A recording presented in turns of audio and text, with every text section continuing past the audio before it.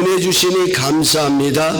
이 말씀 위에 기름 부어주시고 이 말씀을 전하는 부족한 종의 입술과 생각과 모든 것을 온전히 주장하여 주시어서 하나님의 선한 도구로 쓰임받게 하여 주옵시며 연약함은 주님의 십자가에 가리워 주옵시고 하나님의 역사심만이 이 종을 붙들어 주옵소서. 우리 성도님들에게도 들을 귀가 열리게 하여 주옵시고 성령의 감화감동하심의 영이 저들 가운데 충만함을 이루므로 이 말씀이 사람의 말로 들리지 아니하고 살아계신 하나님의 세미한 음성으로 들려지는 귀한 말씀 될 수 있도록 하늘문을 여시고 하나님 축복하여 주옵소서. 이 시간 주님 전에 나올 때 빈손 들고 나오지 아니하고 귀한 것 구별하여 주님 앞에 봉헌합니다. 이 예물 연락하여 주옵시고 때를 따라도 오시는 하나님의 은혜가 풍성함을 이루게 하여 주옵시며 무엇보다도 아버지 하나님 이 예물 사용되어질 때마다 하나님의 나라의 지경이 넓혀지는 귀한 역사를 이루어갈 수 있도록 하나님 축복하여 주옵소서. 또 우리 귀한 집사님 이렇게 함께 예배 드립니다. 아버지 하나님이여 그 모든 범사에 하나님의 형통케 하시는 은혜가 날마다 순간마다 함께하여 주시어서 그의 생애가 하나님을 영화롭게 하며 그 하나님을 찬양하는 귀한 생애가 될 수 있도록 하늘문을 여시고 하나님 축복하여 주옵소서. 오늘 예배 위에 성령 하나님의 크신 은혜가 함께 하실 줄로 믿사옵고 예수님의 이름으로 감사하며 축복하며 기도하옵나이다. 아멘. 오늘 이 말씀의 제목은 우리가 우리 예배 전에 함께 불렀던 성경민 목사님의 행복이라는 이 찬양의 가사에서 인용하였습니다. 지난주 한국을 방문하면서 새벽에 잠이 깨가지고요, 숙소에서 나와서 그 숙소 주변을 이렇게 걸으면서 찬양을 들었는데 그 찬양 가운데 하나가 바로 이 행복이라는 찬양이었습니다. 여러분은 행복하십니까? 저는 문득 그 이 찬양을 들으면서 과연 나는 행복한가? 이런 생각에 제 안에 자리를 잡았습니다. 과연 나는 행복한가? 여러분, 내가 행복한지를 알려고 하면, 나는 행복한 삶을 살고 있는 것인가를 알려고 하면 행복이 무엇인지를 올바로 정의해야 합니다. 일반적으로 사람들은 행복을 소유에서 찾으려고 합니다. 물론 틀린 생각은 아닙니다. 먹을 것도 없고 항상 쪼들리는데 나는 행복합니다, 이렇게 말할 수 있다면 아마 그것은 둘 중에 하나일 것입니다. 하나는 자족하는 은혜가 넘치든지 아니면 4차원 세계를 살아가고 있는 믿음의 사람일 때 가능할 것입니다. 하지만 많은 것을 가졌다고 해서 꼭 행복한 것은 아닙니다. 많은 것을 소유하고도 서로 아픔을 주고 자기밖에 모르는 삶을 살아간다면 과연 그것이 행복이라고 말할 수 있을까요? 뿐만 아닙니다. 많은 것을 가졌지만 병이 들어서 그 소유를 누릴 수 없다면 그것 또한 행복이라고 말하기는 어려울 것입니다. 또한 많은 것을 소유했음에도 불구하고 감사를 모르고 자족할 줄 모른다면 그것 또한 행복이다라고 말할 수 없습니다. 행복은 이런 면에서 행복은 소유가 아니라 누림입니다. 소유가 많든 적든 간에 주어진 것에 감사하고 만족할 수 있다면 거기에 행복이 있는 것입니다. 그래서 아르헨티나 배우이고 모델 출신인 림피 던스는 행복이란 내가 갖지 못한 것을 바라는 것이 아니라 내가 가진 것을 즐기는 것이다, 이렇게 표현했습니다. 여러분은 어떻습니까? 여러분은 행복하십니까?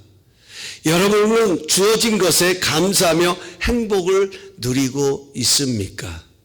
목사님, 저는 가진 것이 없는데요 라고 말씀하신다면 여러분 잘 생각해 보십시오. 이 세상에 가진 것이 없는 사람은 하나도 없습니다.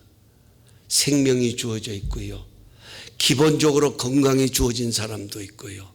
오늘도 호흡하고 있는 것이 감사고, 오늘도 내가 할 일이 있다는 것이 감사고, 어려운 가운데서도 내가 살고자 하는 이런 노력을 하고 있다는 이 자체도 감사예요. 모든 것이 감사합니다. 여기 송경민 목사님의 행복이라는 찬양의 가사를 보면 우리 그리스도인들의 행복이 무엇인지를 아주 잘 정의하고 있습니다. 그래서 저는 이 찬양을 계속 들으면서 한번 묵상해 보세요. 우리 그리스도인들의 행복이 무엇인지.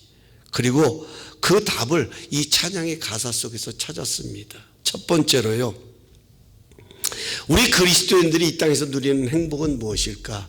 첫 번째로 이 찬양의 가사처럼 하나님의 자녀로 살아가고 있음이 행복입니다.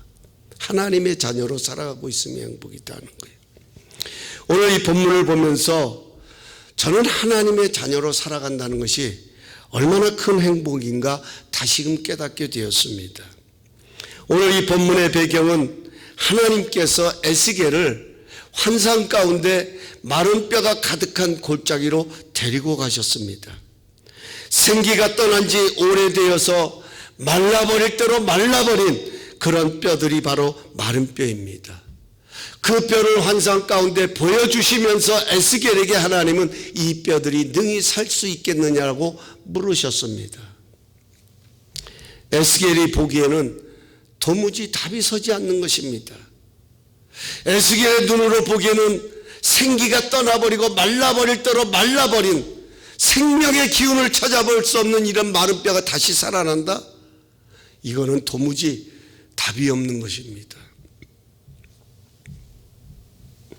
어떻게 이런 뼈들이 살 수 있는지 이것은 전능하신 하나님 외에는 알 수 없고 할 수도 없는 일이었습니다. 그래서 에스겔은 주님만이 아신다라고 대답합니다. 그러자 하나님은 이 뼈들에게 대언해라 이렇게 명령하십니다. 이 뼈들에게 대언하라. 여기 대언하라는 말은 예언하라는 거예요. 예언이라는 이 말의 의미는 앞으로 하나님이 장차 이루실 하나님의 뜻을 선포하라는 거예요. 앞으로 이루실 하나님의 뜻, 그것을 선포하는 것이 바로 예언인 것입니다. 에스겔은 그래서 마른 뼈를 향하여 뭐라고 말합니까? 여호와의 말씀을 들으라. 여호와의 말씀을 들으라. 마른 뼈를 향하여 그렇게 먼저 선포하는 거예요. 여러분, 이것이 바로 하나님의 자녀가 누리는 행복입니다. 그렇습니다. 하나님의 자녀로 이 땅을 살아가지만 때로는 절망을 경험할 때도 있고요. 생기가 떠난 것 같은 마른 뼈 같은 그런 상황을 지날 때도 있지만 그런 절망 중에도 살리시는 하나님의 말씀을 들을 수 있다고 하는 것, 이것이 바로 행복이라는 것입니다. 여러분, 이것보다 더 큰 행복이 있겠습니까? 살아계시는 하나님의 말씀을 들을 수 있다고 하는 것. 여러분들이 이 행복을 누리고 계시다면요, 여러분은 잘 살고 계시는 거예요. 많은 것을 가지고 있어서 잘 사는 것이 아니라, 많은 부를 축적해 놓았기 때문에 여러분 성공한 것이 아니라, 오늘도 내 주어진 상황 가운데에 말씀하시는 그 하나님의 말씀을 듣고 있다고 하면 그것이야말로 여러분은 잘 살고 계시는 것이다 하는 것입니다. 왜냐하면 주의 말씀은 내 발의 등이요 내 길의 빛이 되기 때문에 그렇습니다. 어두운 길을 갈 때 우리에게 필요한 것은 등입니다. 등이 있어야 그 길을 밝혀주잖아요. 하나님의 말씀이 우리의 인생길의 등불과 같은 겁니다. 또 뿐만 아니라 주의 말씀은 내 발의 등이요 내 길의 빛이라고 말씀하셨던 것처럼 내가 걸어가는 인생길에 밝은 빛이 되어주신다 하는 것이죠. 그런데 여기서 우리 한 가지 궁금한 점이 생깁니다. 여러분, 마른 뼈가 어떻게 하나님의 말씀을 들을 수 있어요? 생기가 다 떠났는데, 생명의 기운이 없는데 어떻게 이런 마른 뼈들이 하나님의 말씀을 들을 수 있냐 하는 겁니다. 그것은 생기가 다시 불어와야 합니다. 다시 말하면 생기가 떠난 이 마른 뼈 가운데 생기가 다시 들어와야 말씀을 들을 수 있다 하는 거예요. 그래서 하나님께서 하나님의 말씀을 에스겔이 하나님의 명령에 따라 말씀을 대언하자 어떤 일이 일어나냐면 뼈와 뼈가 서로 연결됩니다. 다시 말하면 마른 뼈가 가득했던 그 골짜기에 너무 신기하잖아요. 그 마른 뼈들만 널려있는 그 골짜기에 뼈들이 서로 짝을 찾아서 연결되는 거예요. 서로 연결돼요. 그리고 연결될 뿐만 아니라 오늘 성경에 가서 보면 살이 덮이고 가죽이 생기고 사람의 모양을 갖추는 거예요. 그런데 그 속에 뭐가 없다고요? 생기는 없더라. 그 속에 생기는 없더라. 이렇게 성경은 기록하고 있습니다. 그랬더니 하나님께서 다시 에스겔에게 명령하십니다. 너는 생기를 향하여 대언해라. 여기 생기라고 하는 것은 하나님의 생명의 기운을 말합니다. 그 생명의 기운을 향하여 대언하라는 겁니다. 그래서 에스겔이 생기를 향하여 여호와의 말씀이다 하는 것을 선포하면서 생기야 사방에서 불어와 그 속에 들어가 다시금 살게 하라고 외칩니다. 그럴 때에 생기가 그들에게 들어가게 됩니다. 그리고 드디어 그들이 살아나서 두 발로 일어서는 서게 되는데 오늘 성경은 엄청나게 큰 군대가 되었더라 이렇게 기록하고 있어요.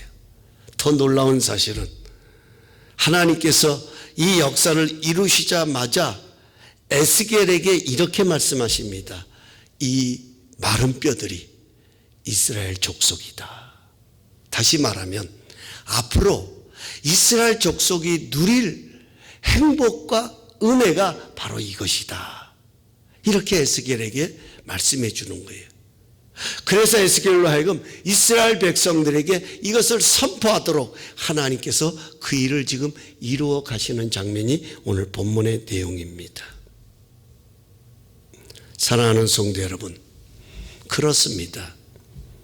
여러분과 저는요, 죄로 말미암아 죽을 수밖에 없던 그런 존재들이었습니다. 마른 뼈 같은 존재들이었습니다.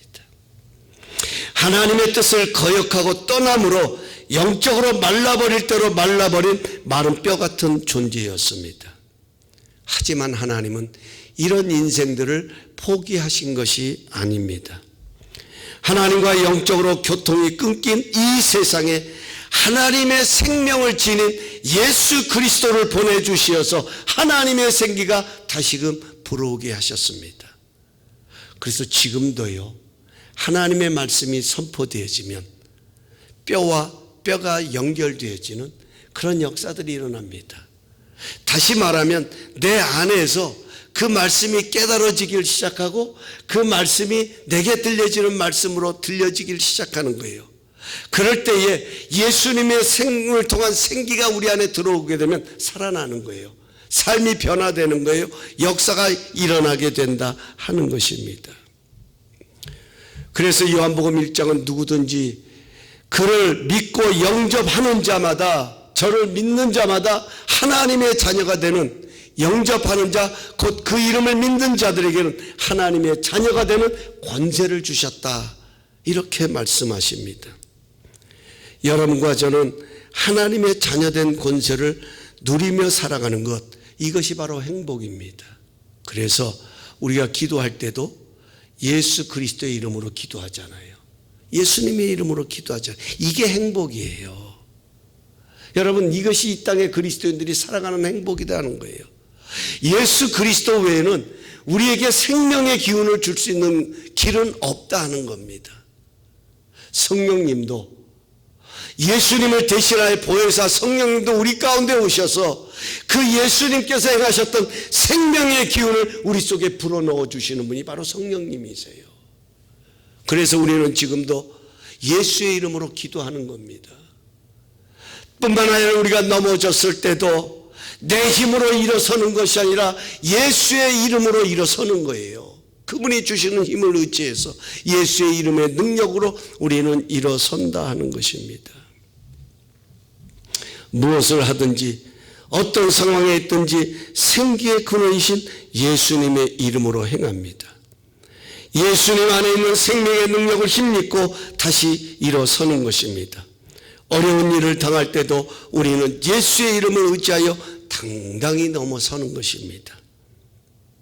사랑하는 성도 여러분, 우리는 하나님의 자녀로 이 세상을 살아가는 것입니다. 이걸 꼭 기억하시기 바랍니다. 나는 하나님의 자녀로 이 세상을 살아가는 것입니다.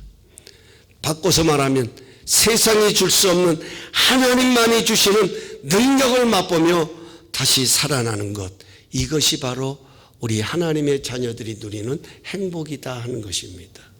두 번째로, 그리스도인의 행복은 감사하며 사는 삶이, 감사하며 사는 것이 우리의 행복이다 하는 것입니다. 일반적으로 사람들은 넉넉하면 감사할 수 있다고 생각합니다. 평안하고 문제가 없어야 감사할 수 있다고 생각합니다. 그런데 넉넉하다고 감사하는 것은 아닌 것 같습니다. 평안하고 문제가 없다고 해서 꼭 감사하는 것은 아닌 것 같습니다. 어떤 자가 감사하냐면 이 모든 것이 어디서부터 주어짐을 아는 자가 감사합니다. 넉넉하고 풍요로움은 결코 내게서 주어지는 것이 아닙니다. 평안하고 문제가 없는 것, 이것은 내가 잘 살았기 때문에 주어지는 죄송합니다. 주어지는 것도 아닙니다. 전도서는 우리에게 분명히 교훈하죠. 우리 인생에는 형통할 때가 있으면 곤고할 때가 있다라고 말합니다. 형통할 때는 기뻐하고 곤고할 때는 생각하라고 교훈하고 있습니다. 그렇습니다.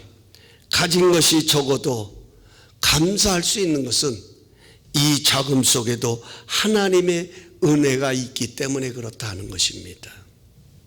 모든 것이 하나님의 손에 있기에 감사할 수 있는 것입니다.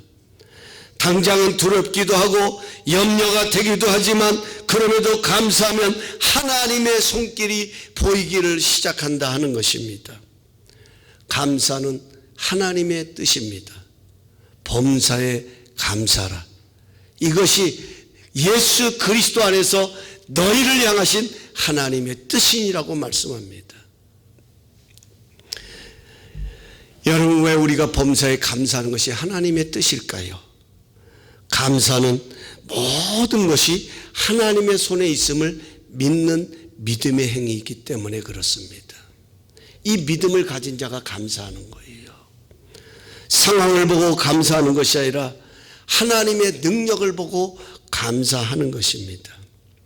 그래서 참 신기해요. 가만히 보면 제가 이렇게 목회를 하면서 또 제 자신을 보면서 느끼고 깨닫는 것은, 여러분, 하나님의 능력은 즉각적으로 역사하셔서 상황을 바꾸시기도 하시지만 대부분 보면은 하나님은 그 상황을 바꾸시기 전에 먼저 그 상황을 보는 내 눈, 내 생각을 바꾸신다는 것입니다.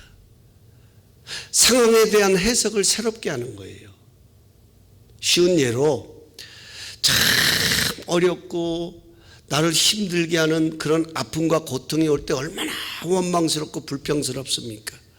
마치 내가 잘못되고 내가 힘들고 어려운 것이 꼭 그것 때문에, 그 상황 때문에, 그 모습 때문에, 그 인간 때문에 내가 이렇게 어렵고 힘들다라고 생각을 했는데, 어느 날 하나님께서 그 어려움 때문에, 그 연약함 때문에 오히려 내게 부르짖어야 하고 하나님을 찾아야 하고 하나님을 의지할 수밖에 없고 하나님을 바라볼 수밖에 없고 하나님께 나가 기도할 수밖에 없는 그런 깨달음을 주시는 거예요. 그리고 그 깨달음을 통하여서 오히려 그가 있기 때문에 내가 이렇게 존재하고 내가 하나님을 찾을 수 있고, 이런 모든 상황들을 전혀 생각지 못한 부분으로 하나님이 재해석을 하게 하십니다. 그런데 참으로 놀라운 것은요, 그렇게 하나님의 뜻대로 재해석이 되어지고 상황을 보는 눈이 달라지면요, 그 문제도 새롭게 보이더라 하는 거예요. 이전에는 참 원망스럽고 불평스럽고 불필요하고 참 고통의 가시처럼 느껴졌던 그 모든 것들이 내 상황이 바뀌어지고 해석이 바뀌어지니까 오히려 그것이 나에게는 축복의 통로가 되어지고 내가 살아갈 존재고 내가 살아갈 가치고 의미가 거기서 발견됐더라 하는 겁니다. 바울이 바로 그런 사람이었잖아요. 가시 때문에 하나님께 기도하고, 처음에 이 바울은 이 가시가 마치 하나님의 일을 하지 못하도록 방해하는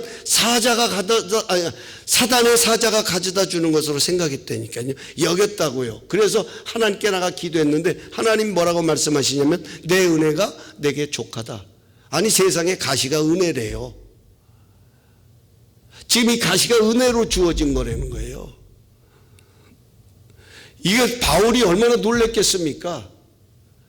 아니, 이렇게 아프게 하고 힘들어. 이것만 없으면 바울은 더 당당하게 사역을 할 것 같고 더 많은 하나님의 능력을 해갈 것 같은데, 이 가시 때문에 사람들이 조롱거리가 되어지고, 아니, 자기 몸에 있는 저 가시 하나도 해결하지 못하면서 무슨 다른 사람의 병을 고친다고 저렇게 바울이라는 사람은 설쳐되냐고 얼마나 난리법석을 떨었겠습니까?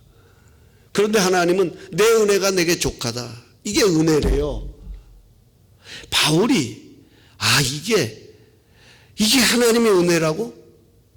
이것을 가만히 바울이 묵상해 보니까 뭐라고 성경이 이렇게 돼서 내가 자고하지 않도록, 오히려 이 연약함에 하나님의 능력이 머물므로 인하여서 내 힘으로 하는 것이 아니라 내 능력으로 하는 것이 아니라 나는 하나님의 능력으로 이 사역을 감당하는 것이구나. 교만하지 않도록, 자고하지 않도록 하나님께서 그 몸에 가시를 주어서 오히려 바울이 그 가시가 찌를 때마다 하나님을 찾고 하나님을 의지하고 하나님을 바라봄으로 인하여서 오히려 바울은 뭐라고 말합니까? 내가 약할 때가 곧 강함이다. 내가 연약함을 자랑하겠다고 말하잖아요. 왜? 그리스도의 능력이 머물므로 인하여서. 여러분, 이것이 바로 하나님이 일하시는, 우리가 감사하며 살아가야 되는 가장 중요한 이유다 하는 거예요. 어떤 상황을 만나든지 그냥 주어지는 법 없습니다. 지금 에스겔 골짜기의 이 마른 뼈, 이스라엘 백성들, 하나님의 택한 백성들이에요. 하나님의 뜻을 거역하고 떠남으로 인해서 마른 뼈가 되었지만, 분명한 것은 하나님께서는 이 마른 뼈들에게도 생기가 들어가게 함으로 인해 큰 군대를 이루실 플랜을 가지고 계시는 거예요. 이게 감사해야 할 이유다 하는 겁니다. 감사하며 살아가야 될 이유다.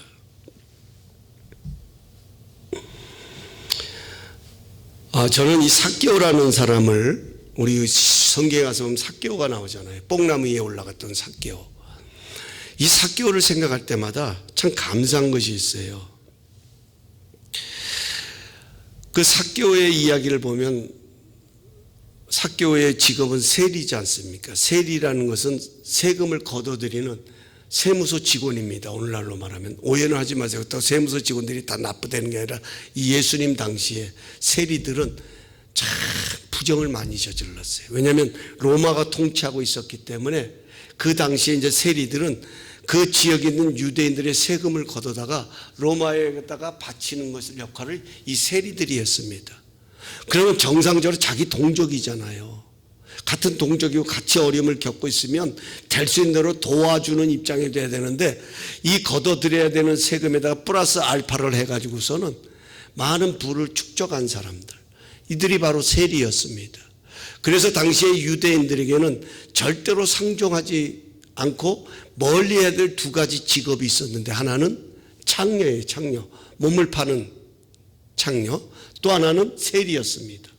그러니까 가장 천한 직업이 창녀와 세리로 여겼을 만큼 그런 많은 부를 가졌지만, 많은 부정으로 인해서 많은 돈을 벌어들이긴 했지만, 그러나 동족들 사이에는 끼어들 수 없는 항상 외롭고 고독스러운 직업이 바로 세리였어요. 그런데 이 삭개오가 예수님께서 그 마을을 지나가신다는 소식을 듣고 뽕나무 위로 올라갔어요. 저는 그 장면을 보면 너무 신기한 거예요. 아니, 이런 세리가 어떻게 뽕나무 위로 올라갈 생각을 했을까? 물론 세리는 삭개오는 키가 작았대요.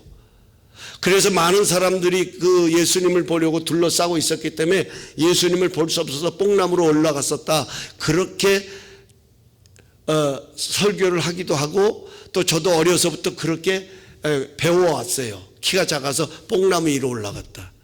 그런데 여러분, 성경을 보면 그게 아니에요. 그의 마음을 움직인 분이 계셨다 하는 겁니다. 한번 생각을 해보세요. 늘 외롭고 고독하고 많은 것을 가졌지만 소외되는 삶을 살아가는 그 인생 속에 얼마나 많은 허전함이 있었겠습니까? 오늘날 여러분 한국을 가보면 제가 깜짝 놀랐어요. 제가 과거에 한 3년 정도 한국에 살 때 그 거주했던 아파트가 있었는데 그 아파트 단지를 한번 제가 둘러보니라고 가봤어요. 세상에 그 동네가 얼마나 술집으로 가득 차고 또 뭡니까 그 나이트 클럽에다가 또 하여간 다 모여 있어요. 거기에 얼마나 많이 그러니까 그 여수라는 지역에서 가장 번화가가 거기래요. 그렇게 변해버렸더라고요. 여러분, 왜 그런 것들이 생겨나냐면 그 마음에 그 만족감, 그 뭔가를 풀어내야 되는 그런 허전함을 그런 데다가 쏟아내는 거예요, 지금. 그러니까 삭개오의 마음속에도 그런 마음이 있었다 하는 거죠. 그 마음에 예수님을 보고자 하는 그 마음이 있었던 거예요. 그래서 올라간 겁니다. 참 놀라운 것은 아니 예수님께서 그 마을을 지나가시려고 했으면 그냥 지나가셔야 되는데 갑자기 그 마을에 들어오시자마자 뽕나무 위를 딱 하나에 걸어가시더니 거기서 뭐라고 말합니까? 삭개오야. 아니 삭개오가 통명성명을 한 것도 아니에요. 예수님 저는 삭개오라고 합니다. 이야기한 것도 아니에요. 생전 본 적도 없어요. 그런데 삭개오의 이름을 부르면서 삭개오야 급히 내려와라. 내가 오늘 너희 집에 유하여야겠다. 야, 여러분 하나님 앞에 내가 누굽니다라고 소개해 보신 적 있습니까? 우리 없잖아요. 그런데 그 하나님이 나를 먼저 찾아와 주셨다니까요. 이게 우리가 이런 은혜를 누렸다는 겁니다.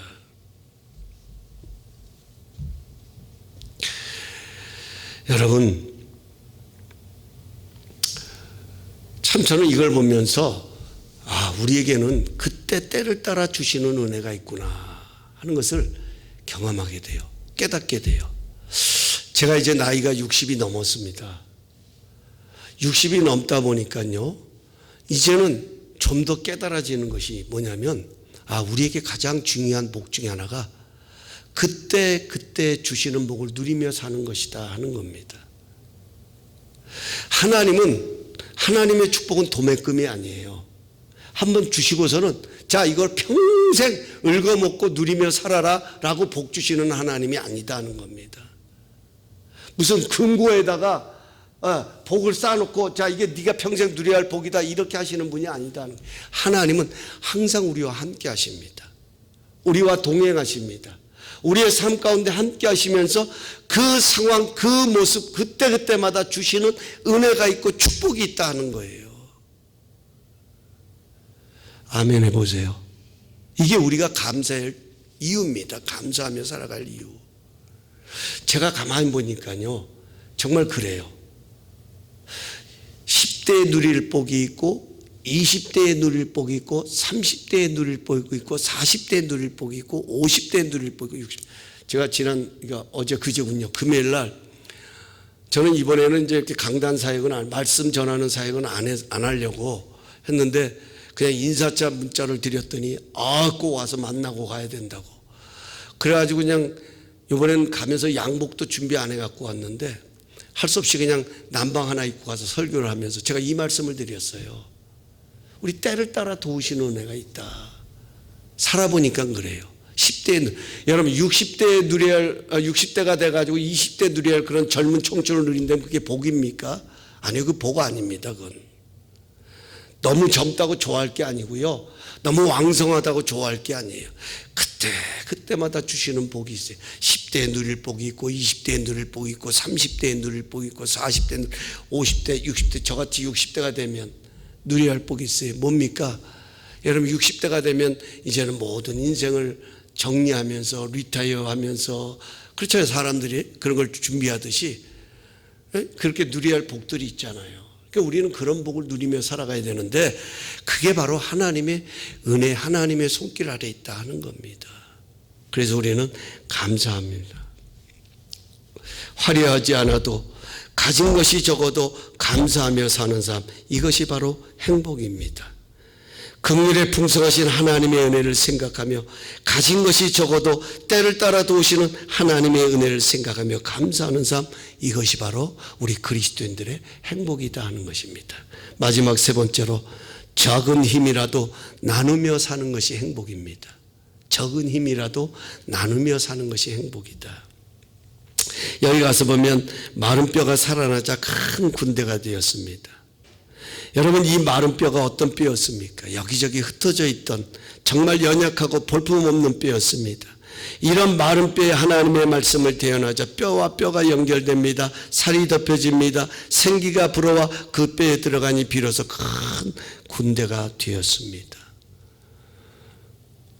그렇습니다. 작은 힘이라도요, 나누면 그것이 바로 큰 군대가 된다 하는 겁니다. 큰 일을 이룰 수 있다. 작은 것이라도 나누면 그것이 큰 군대가 된다.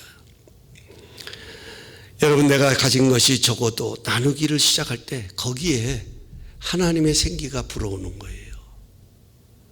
나도 지치고 나도 힘들지만 그런 가운데서도 서로를 위해주고 서로를 격려해주고 내 자신을 희생하면서까지라도 남을 섬겨주고 그 사람을 위해서 일할 때에 거기에 여러분 행복이 있고 생기가 불어온다 하는 겁니다. 오늘 에스겔서 30장을 보면서 결론적으로 가장 큰 행복은 14절 말씀입니다. 14절 말씀. 내가 또 내 영을 너희 속에 두어 너희가 살아나게 하고 내가 또 너희를 너희 고국 땅에 두리니 나 여호와가 이 일을 말하고 이룬 줄을 너희가 알리라. 여러분, 나 여호와가 이 일을 말하고 이룬 줄을 너희가 알리라. 이게 행복이에요. 어디서부터 시작되어지고 어떻게 이런 일들이 이루어지는지를 아는 것, 깨닫는 것, 이게 바로 행복이다 하는 거예요.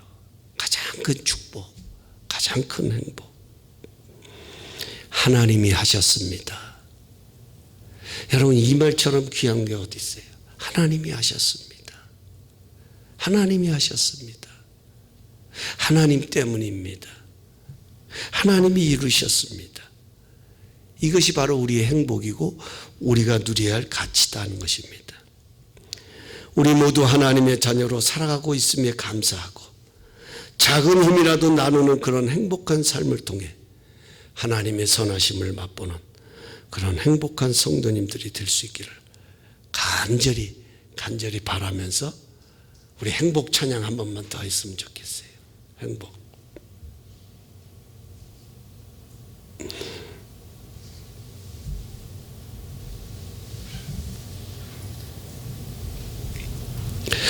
화려하지 않아도 정결하게 사는 삶, 가진 것이 적어도 감사하며 사는 삶, 내게 주신 작은 힘 나눠주며 사는 삶, 이것이 나의 삶의 행복이라오.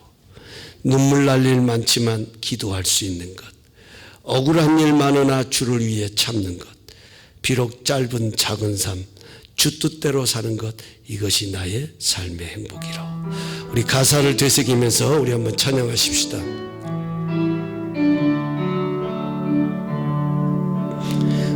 화려하지 않아도 정결하게 사는 삶, 가진 것이 적어도 감사하며 사는 삶, 내게 주신 작은 힘 나눠주며 사는 삶, 이것이 나의 삶의 행복이. 눈물 날 일 많지만 눈물 날 일만 기도할 수 있는 것, 억울한 일 많으나 주를 위해 참는 것, 비록 짧은 작은 삶 주 뜻대로 사는 것, 이것이 나의 삶의 행복이라오. 이것이 행복이라오. 이것이 행복 세상은 할 수 없는 하나님의 선물 알 수 없는 하나님 이것이 행복이라오 행복이라오 하나님의 자녀로 살아가는 것 이것이 복이라오. 이제 우리 주신 말씀 붙들고 합심하여 한번 통성으로 기도할 때 그렇습니다. 우리가 이 땅에서 누려야 할 하나님의 자녀로 살아가는 삶 이것이 행복입니다. 감사하며 살아가는 것 이것이 행복입니다. 작은 것이라도 나누며 살아갈 수 있는 것 이것이 행복입니다. 하나님 이 행복을 마음껏 누리며 살아갈 수 있도록 우리에게 힘과 능력을 달라고 우리가 함께 합심하여 통성으로 기도하며 나갑니다. 할렐루야 할렐루야. 은혜로우신 아버지 하나님 아버지 하나님의 자녀로서 이 땅에서 우리가 누려야 할 행복이 있음을 깨닫게 하시니 감사합니다. 오늘도 무엇보다도 하나님의 자녀로 살아가는 것이 나에게 있어서는 가장 큰 행복인 줄로 믿습니다. 아버지 하나님 이러한 행복감이 더욱더 넘쳐날 수 있도록 우리에게 새 허락하여 주시고 날마다 능력으로 함께하여 주옵소서. 우리가 어떤 상황 가운데 있다 할지라도 그것이 감사하는 삶이 되기를 원합니다. 그 상황 속에 역사하실 하나님의 은혜를 바라보며 아버지 하나님의 감사하는 자로서 하나님 주실 행복을 누리며 살아가는 우리의 삶이 되어질 수 있도록 하나님 은혜를 더하여 주시고 아버지 하나님 능력을 더하여 주옵소서.